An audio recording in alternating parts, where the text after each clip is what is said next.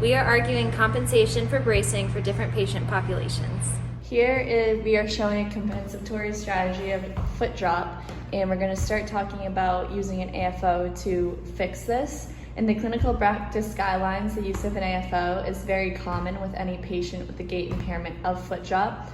Foot drop is indicating that the patient has weak dorsiflexors of the ankle and cannot get their foot in the position to clear the floor during swing phase of gait, and essentially the foot drops.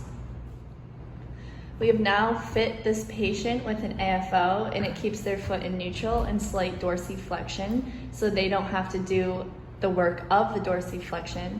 And we, as a therapist, have now made them functional faster with their ambulation. It is also providing safety to the patient because it can reduce their fall risk, which comes with the foot drop. And in this case, the AFO is a compensatory strategy for this patient at the functional level because they are decreasing their energy expenditure needed for a proper gait pattern, and they are increasing their mobility more quickly.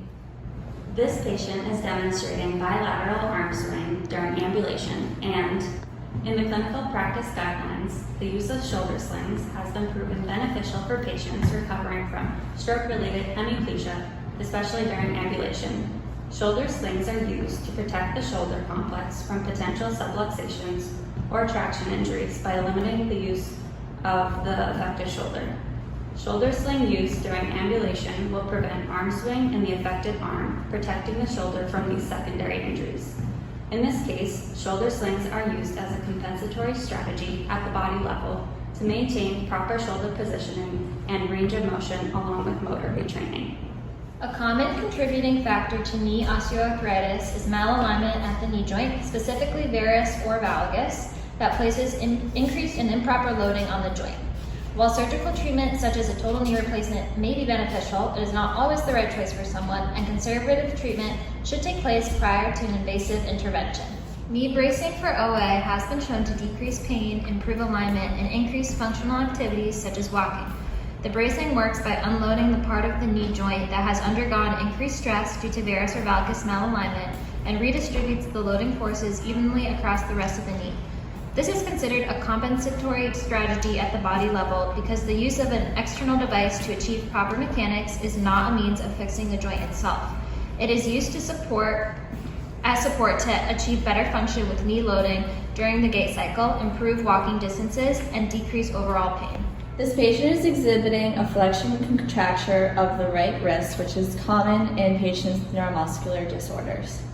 After fitting this patient with a brace, we look at the article that says bracing and splinting are used as early interventions for patients with neuromuscular disorders, which are used for a huge prevention measure for contractures in this patient population.